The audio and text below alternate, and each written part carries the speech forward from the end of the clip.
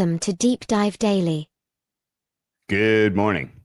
Weird end to Sunday with a terrible Sunday night football game. Michael Penix Jr. may ultimately figure out how to play quarterback, but he's bad right now. There was a moment where Kirk Cousins jumped up off the bench on the sidelines, and I was ready to see what he had. I got the blood pumping, didn't it? I was like, ooh. Did you notice? In there? I joked about this with Tyler Warren, where it's like every time I saw at the game, he was running the same play along the right sidelines. Yes. Did you see that? It felt like I saw this play 7 times, but when Penix rolls out to his left, which is his dominant side, and he tries to hit somebody on the sideline, and I know based on the coverage and the positioning, you need to shade it to the sideline. Yes. Every ball he threw was like 7 yards out of bounds. Or it's like he can't quite find that spot where the receiver has a chance at it, at least. Like none of those balls had any sort of chance. And it wasn't like the safety had jumped the route and he needed to throw it there for, not to throw an interception. Those are just poorly thrown balls. And that's kind of the takeaway we had last week. Penix kind of stinks, but there's some good players in this team. And 7-point favorites this week, Andy. Yeah, Flacco's a big favorite this week too. We got some bad quarterbacks. They're laying some big points. So, oh boy, my other takeaway from there was Salah, Tatum Bethune, not a name we know. 10 tackles. Yeah. He looked like Fred Warner light out there, man. He was sniffing out runs. He was heavily involved, and he led the team in tackles. Tatum Bethune, pretty good job for your first start. Yeah. No, Niners defense, I thought there was a chance we were going to see something spectacularly poor, and that was not the case at all. They were great. It is a Bissell Brothers tee. For anyone who's not heard that story, I wore a white T-shirt to Bissell Brothers and promptly took one bite of a hot chicken sandwich and ended up with most of it on my shirt. I said, honey, I'm getting a souvenir because it was like a day out. Oh, yeah. Good place. A very fun place. My other takeaways real quick from Sunday before we get into it. The Flores suit.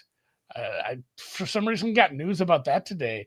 He's alleging, if anyone's not caught up with that, he's alleging that the Broncos, Giants, and Texans interviewed him with no intention of ever even thinking about hiring him, which is sick. Probably correct with a lot of the Rooney Rule ones. The courts have ruled that will continue. They're not going to just dismiss that or let the NFL appeal right now. The Raiders trading a 3rd rounder for Geno looks pretty bad, and then giving him a $75 million extension. That looks pretty bad. The Dolphins news came in quick. They're not making changes. McDaniel lives another day. Ross came out and said, none of this counted yet. I got to give him more of a chance. Let's see this play out. Okay, so at this point, it just feels like he makes it through the season then, and they fire him it kind of feels like we know we have to fire him. It's just we'll do it at the end of the year kind of thing. And then I have a hot take on the Colts. Hit me. This time last year, we were doing the exact same thing. Man, we got a pretty smart offensive play caller at head coach. We've got a really good offensive line. This defense is playing okay. This quarterback has sucked in other places, most notably New York, but revived his career behind a good offensive line and some star offensive players around him. Surely. What would happen if he went up against a insane pass rush in Week 18 with maybe a couple offensive linemen hurt at that point and looked like a fucking pumpkin? It's funny because the Colts play at Houston to close the season. Like we could have a full Darnold circle here. I'm not saying that. I don't want that to happen. I just think it'll be really funny if echoes. We end up with like a 14-win team and there's some injuries late and we have he cannot do this behind a bad offensive line. And he gets sacked 19 times by Will Anderson in Week 18. They go to the playoffs and face a good pass rush. There's plenty of that. And it would be a really funny echoes of the past. So I hope not, but It's just Colts. it's just funny that the parallels. Colts have the Titans this week, and then the Tide really turns on them, where their schedule gets real tough. So That's what I'm thinking. Yeah, they're we going to have a lose lot 2 games. we have a lot to learn about the Colts still. But yeah, when they get to play on schedule, when they're ahead, when they're playing with the lead, that team is diabolically difficult to keep from continuing to score. Jonathan Taylor now has a stranglehold on Offensive Player of the Year. And there was a funny moment yesterday where you remember the Browns famously had 5 quarterbacks in the preseason. Yeah. 5 of them have now played. 4 of the 5 have now played. The only one that hasn't is Shedeur Sanders. Which is very funny to me. Yeah. Yes. What does that say about that guy? Like Dylan, because here's the thing, Dylan Gabriel, not good.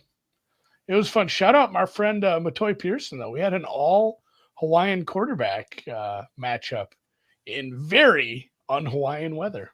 That's very true.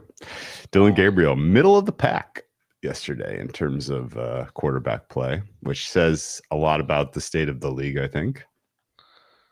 Well, he played a pretty easy pass defense too. You know, I think the Dolphins' pass defense has gotten better than it was at the beginning of the season, where it was untenably bad. But their run defense is useless. Yeah, useless. So that's that again helps understand and explain why they're 7-point dogs on the road against a team that does have a good running back in Atlanta. Golly, man, what a mess some of the quarterback play was yesterday. I don't even actually know if you could guess this, but oh yeah, you probably can. Worst quarterback performance goes to Tua Tagovailoa. Second worst goes to Marcus Mariota. Third worst, Geno Smith. It's crazy that these people are listed ahead of Fields, or did Fields not have the enough plays to be counted? Fields was 4th worst. You know how we didn't know what the Mendoza line was? We knew, but we were using it wrong. There's another line, and it's 30 layers of shit below the Mendoza line. It's the Fields line. If you finish behind Justin Fields in the year 2020 in any sort of quarterbacking stats, it was a bad day and you need to rethink your life. You want to run through some games? Yeah, hit it. The Minnesota Vikings come off a loss and head to your neck of the woods. My neck of the woods heads to your neck of the woods. Thursday Night Football, Chargers host the Vikes. This was -3 for the home favorites, 42.5. Reopens 2.5-ish, and then a little higher on the total, 43.5. Likely another week of Wentz. I strongly disagree with the soft benching takes. For anyone who's seen Wentz play football, the Vikings, again, didn't have Van Ginkel. Kind of feels like he's close to getting back as they're starting to get back into some sort of health. The Chargers had Alt at practice, but he was quickly ruled out at the end of the week. I think maybe this week. If not, it feels like next at the worst, I guess. And then they did have a defensive lineman hurt his elbow. Otito Ogbania did not return to the game. So they got some pieces back in Mack and who's the other one? 2 defensive players came back, Khalil Mack being one of them, but they did lose another one this week. No strong takes in this line. Yeah. Minnesota's a very hard team to predict. I am probably going to play the under here. I don't think the Chargers defense is quite as bad as they looked against the Colts, and I don't think the Vikings can necessarily sustain offense that way. No. And I think the Chargers offensive line is a problem. Herbert just consistently under pressure. He still had a positive total EPA generated yesterday, Herbert, despite the fact that he faced pressure on 57.4 of his dropbacks yesterday. Positive, not negative, weird negative game state for almost the entire game. Hard to evaluate what happened in that one, as there was a lot of points. Speaking of shitty teams, the Jets head to Cincinnati, where Cincinnati was a 4.5-point favorite on the look ahead, 43.5. Reopened similarly on the side, total up to 45 on the reopen. The side is getting bet out right away last night, 4, 5.5, 6. The total slightly down. Fields got benched in the game, if you remember. The big injury for this one is the Sauce Gardner one. He left with concussion. If he's missing, I don't know. Like, your numbers are going to be, how low can you make this Jets number? Because the Cincinnati number is not good. Yeah. Can you get this out to 6? If not, you still probably shouldn't bet the Jets. Yeah. We don't even know who's starting at QB. Yeah, my Jets number is minus 6.07. Is that low enough? Probably about right. Okay. Not much. I mean, Flacco. Another Flacco revenge game. It is number 3 of 9 that he'll have this year. I think my favorite story coming out of Thursday was he didn't know some of the plays. That was fun. That was fun. It's the joke. Jamar's down there somewhere. And that kind of was the game plan. He had a hell of a day. San Francisco, Houston. Obviously, Houston plays tonight, so we still don't have full-ass reopens on this. This look ahead sitting at kind of all over the place. 1.5 to 2.5, depending where you're at. The total, too. 41.5, at some places 43.5, others. Low limit look ahead prices. Really tough. That's a tough one, man. Very tough one. And we don't know. You got to look at Pearsall and Purdy, see if they're back at some point. And then Houston obviously playing tonight, see if they pick any injuries up or how they look. Not much to say on that one. Baltimore, Chicago. Baltimore is the home team here. I did not adjust my Baltimore number last week because I didn't have to. Didn't give a shit. So I pull this in. I'm like, oh, I'm off by like 9 points here. Roquan Smith, we're assuming, is back. Yeah, Roquan Smith, Lamar Jackson are both. They said that. Harbaugh said that last week. They're assumed to be back. Ronnie Stanley, somebody to watch. He played last week, but he didn't make it through the entire game. And then for the Bears, Stevenson got hurt. Tyreek Stevenson left with a shoulder injury. Cole Kmet left with a back injury. Need some updates on them because obviously that matters. This total 49.5, bet up to 50 at some places, 50 at bookmaker. Look ahead line wasn't really a robust market for look aheads with the weird quarterback stuff, but it opened around the 7. So Baltimore is a 7-point favorite at home here. That's a big number. It is a big number against a Bears team that's not good, but they're not bad. You know what, though? They get 4 turnovers every week, so they got that going for them. If they just continue to do that, they will stay inside that number. I would almost guarantee it.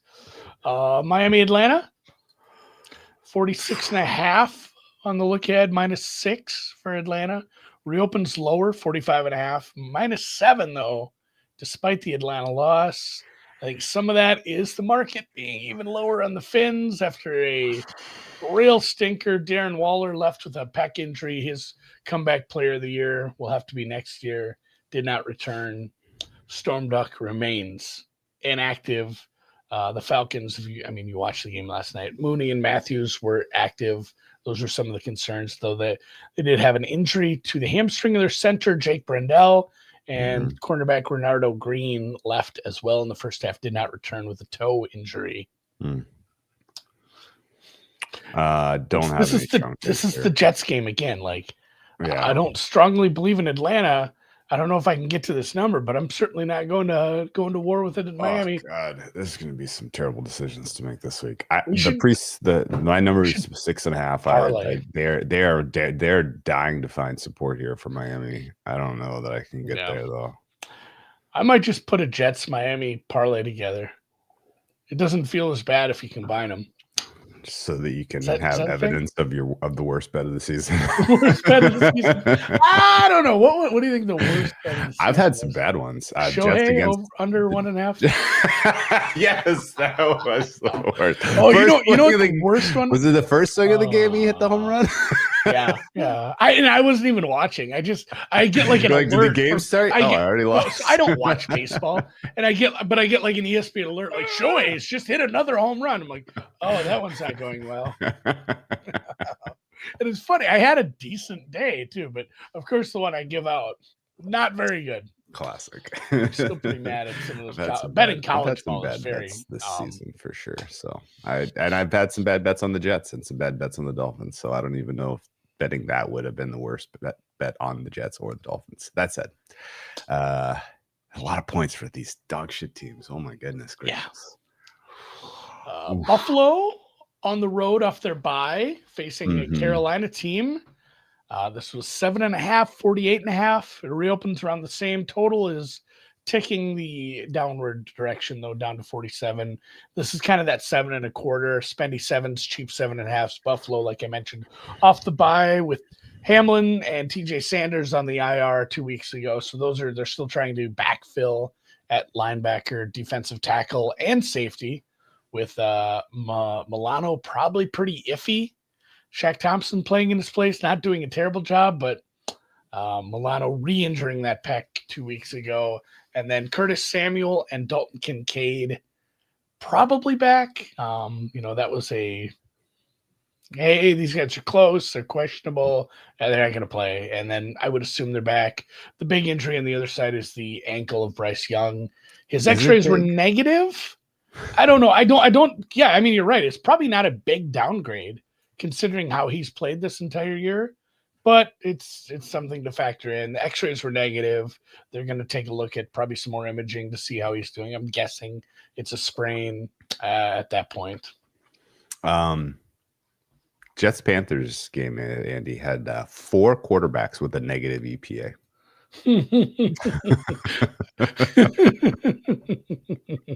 I don't even have a comment on that. I don't even know what to say. Bryce Young was not great. Andy Dalton was worse, but they were both better than Tyrod Taylor and Justin Fields. I should post my Andy Dalton tweet, the one I do every year with it's got the pumpkins and the leaves. Oh yeah, it is that time of year. New York, Philly. This one caught me when I was punching in my stuff. I'm like, fuck, did I grab the wrong week? Oh, buddy. These guys just played. They did play last 2 week. weeks ago. They played what was last the number? week, 7? And it's 7 again, but venues changed? The venues have flipped. So we've made a 3.5 point adjustment, roughly. This was 7.5, 41.5. Reopened 7, 42. Total is getting bet up 43.5 last I saw. Giants with the Javon Holland injury. It was a knee injury. He didn't return. We'll see. I mean, he seems to be making some comments like he'll be fine. But if he and Paulson Adebo are out, the defense gets worse. Brian Burns was in a walking boot after the game. He called it a precaution. We'll see how that goes. The Eagles lost Cam Jurgens, Aziz Ojulari, Jeremiah Trotter early on in the game. Yeah, the youngest Trotter. Adoree Jackson was concussed. I don't know if it's not addition by subtraction because the people filling in weren't much better. No. And a fun one. What did you think? Sort of, kind of. Yeah. Oh, yeah, Brandon Graham, who is our age, considering a return to the Eagles after retiring in March. Wow. He would play. He would start. I didn't hear that. That's interesting. I don't know if he'd start, but he'd get time on that defense. He's like on the Flacco comeback player of the year track then.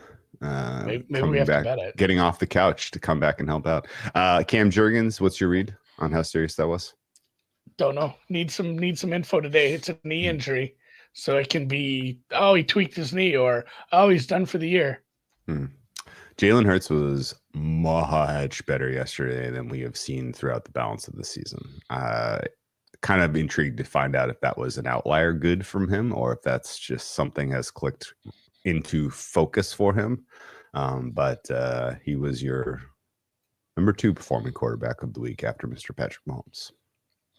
I'm assuming Jurgens misses multiple weeks, just how quickly they ruled him out. MRI today.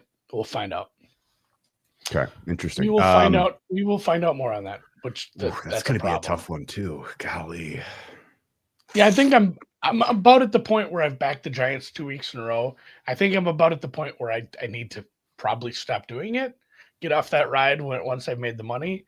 But it's not like the Eagles are going to cover big numbers right now.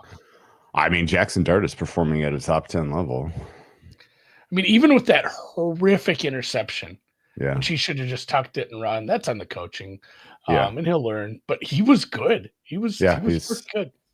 He was under a lot of pressure. I was surprised how. I mean, I know that's just he does have a good pocket thing, kind of. But I was if the Giants O-line gets a ding for me, I was a little surprised that wasn't better. That's a good pass rush. Okay, it's a good pass rush. Cleveland, New England, -7, 40 on the look at opens around the same. This total's up slightly. Some shops showing a 40.5. David Njoku and Conklin were still inactive for this team. They had a defensive end, Aiden Huntington, different Aiden, a Dean maybe. I don't know how to say this guy's first name. Concussion, did not return. Nothing really injury-wise for New England new. This number's, this is fine. This is a touchdown. New England's good. Cleveland's bad, but they can still show up on defense.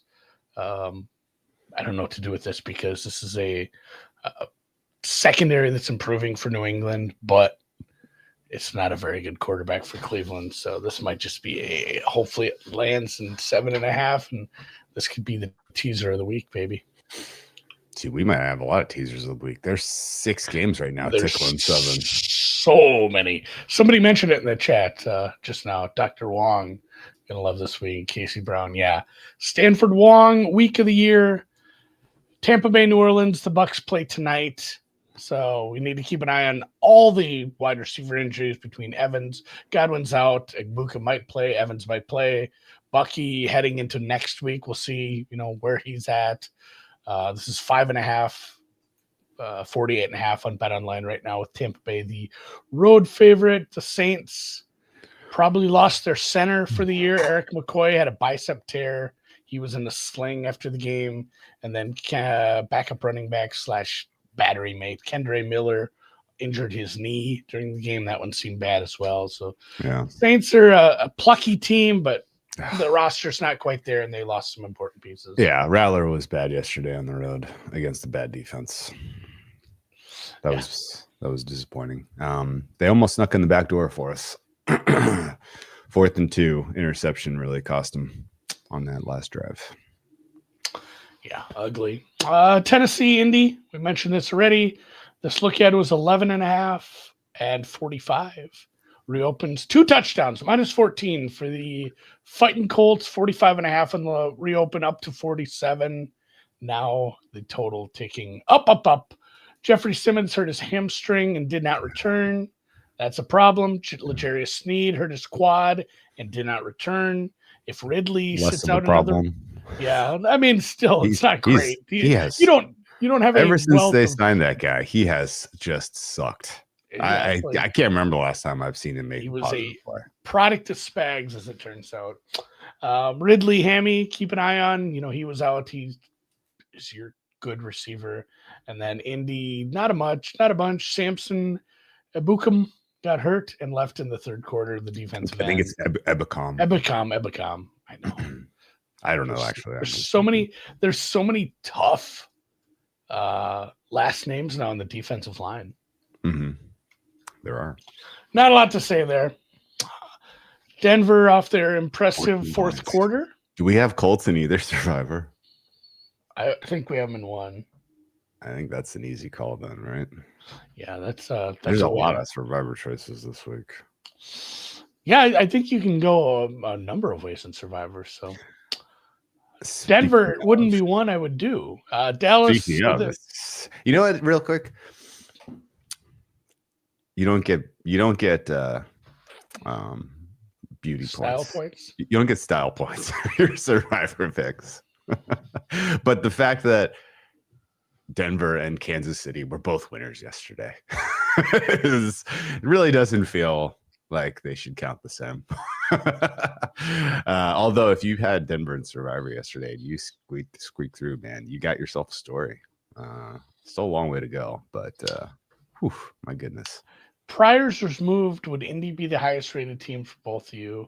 I would have them behind Flyers Kansas City. removed. Ooh, good question. Let me take a gander at that. It'd be close, but I think I have to have Kansas City ahead of them right now. Honestly, that might be my ranking this week. It may be Kansas City, Indianapolis, and then some mismatch of the Rams, the Bills.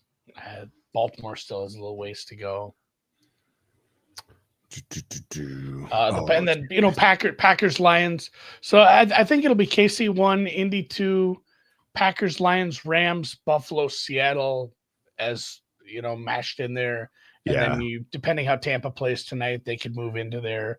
Honestly, it's funny. I have Dallas as a top 10 team because their offense rating is so high and their defense is so low, but it overtakes it.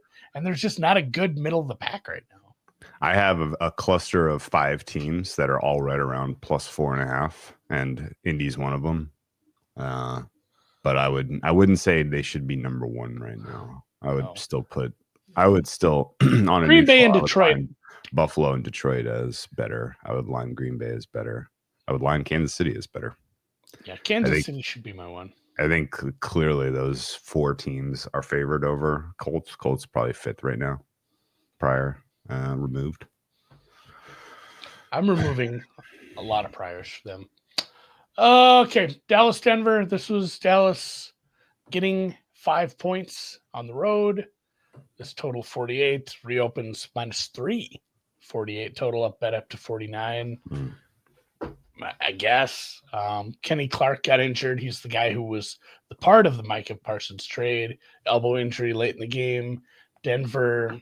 I need to double check on the Mike McGlinchey injury. He got hurt late in the game. I didn't get a full update on that. They're starting to there's a little bit of attrition there now, right? Wasn't there another guy that got banged up there? Who was Pert? Who was Pert starting for? God damn it! Sorry, I'm mad at the. Ben Powers. Ben Powers is on IR with the Ben Powers injury. Good lordy. Sorry about that. There's a lot of players. Powers. Oh, it's hard to remember them all. Well, I couldn't get to the I don't know how on I feel. our ads because the fucking ads are so aggressive on this site now. It's like impossible. The internet's going to be a tough hang today in general because of so many AWS outages. Yeah. All right, quickly moving on. 2 more games real quick. Green Bay, Pittsburgh. Dontavius Wicks was hurt for the Packers. That's just par for the course. Another guy.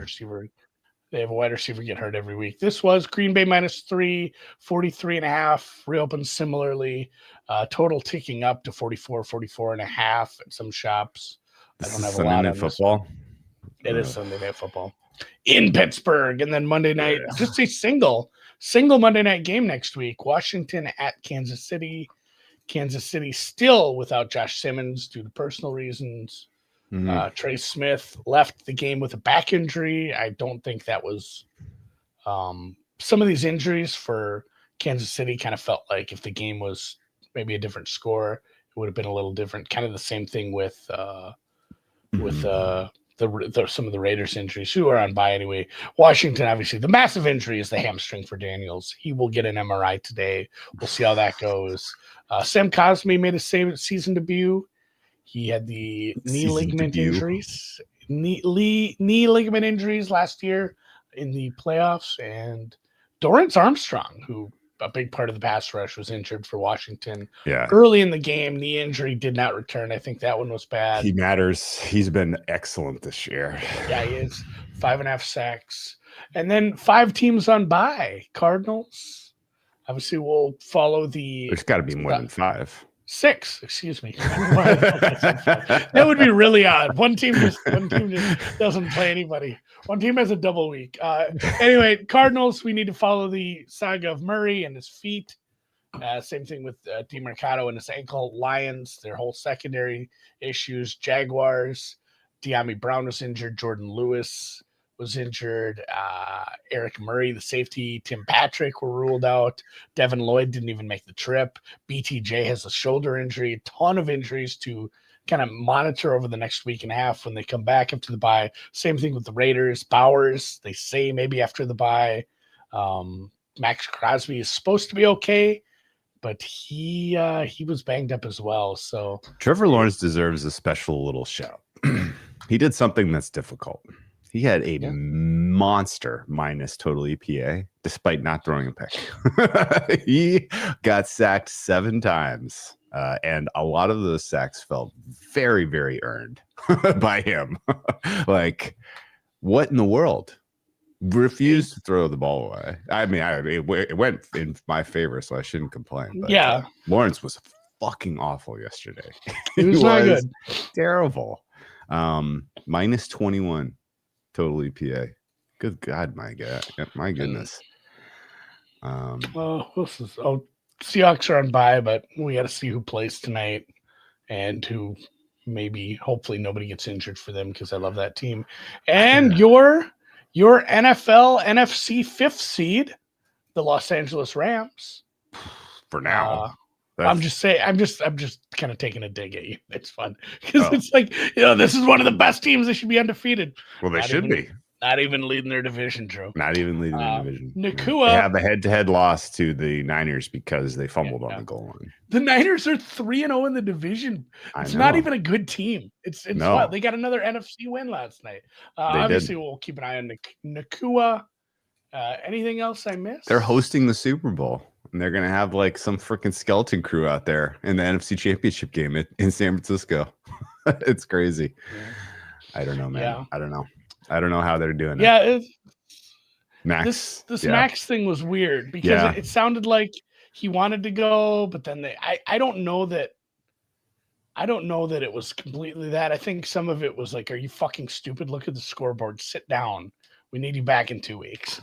He should be okay moving forward, according to Ian Rappaport. We'll see. Maybe. I got to rewatch Packers Cardinals. Cardinals really.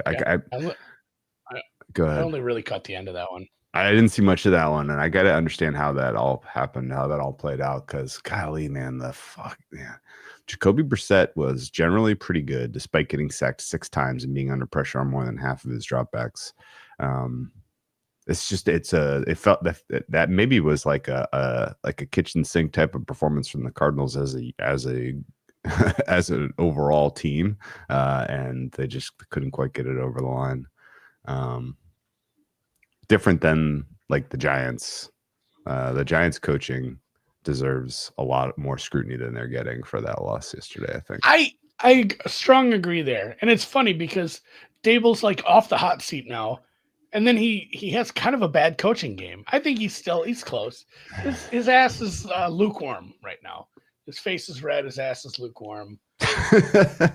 It's hard to lose a game when you're up that much with that little time left, and they did it. My Super Bowl prediction right now will be Chiefs, Rams for sure. Seahawks. Could see it. I'm gonna live with like the Darnold. The Darnold makes it through a season. Hey, you know what it is? It's Chiefs versus an NFC West team. One of those 3. Or an NFC North team. One of those 2. Honestly, yeah. Lions, Packers. Shit, man. Bears could just keep getting 4 turnovers a game. I would love to see the Bears keep winning because then Ben Johnson busts a bunch of Coach of the Year tickets. Well, it's crowded. That's a crowded market right now, man. It is. There's like 9 Steichen, coaches. He's fighting Vrabel. Cohen obviously took a big step back. Cohen, I think, is done in that one. Dan Campbell's in that conversation. If they keep winning, honestly, if I don't know that LaFleur actually has it, but Shanahan is getting a lot of love. Like they're playing with all backups and just keep winning. Oops, all backups. Todd Bowles and Tampa keep winning. NFC is crowded right now in general. Kansas City feels like they're just going to rise to the top of the AFC. They should just, one of these years, they should just be like, fuck it, we'll give it to Andy Reid. Like, you guys are so good. You guys should just give it to him one time. Nah. I know. I know it won't happen. So, all right. Let's call it a day. We didn't make a firm plan for half times. We're only doing the early one, I think. I was going to say, do you want to do the early one or the late one? I'll do this one. Thankfully, this is our last Monday Night Football doubleheader. I don't like these. It takes away some of the specialness. I don't like having 4 games that 4 teams that are kind of affecting lines. If you go to Sizzler 3 times a week, it takes away the specialness of going to Sizzler. It's what your parents say. Well, we can't eat out every day, otherwise it's not a fun experience to go out to eat. Which I've ruined that as an adult. I eat out way too much. But it's the same thing. It takes away the specialness. Monday Night Football is the best of the primetime games. It will always sit above Sunday and Thursday for me, clearly. But Thursday, I mean, it's the dragon meme. Thursday is the dragon with the goofy face, for sure. Oh, yeah. But like Sunday and Monday are the 2 best. And Monday's always been the most special because it's the big standalone day, and this takes away from it. Yeah. So we'll do the first game, and then we'll just enjoy the second game. And enjoy is the game 7 baseball in there? I don't know. I think they travel. No, it's in Toronto. They were in Toronto yesterday. I think they're in Toronto again. I'm pretty sure it might be today. No, you're right. No, it is in Toronto. You're tomorrow. Right. We'll talk about that a little bit and give out some opening night NBA bets. I got a couple I like. And we'll see you then.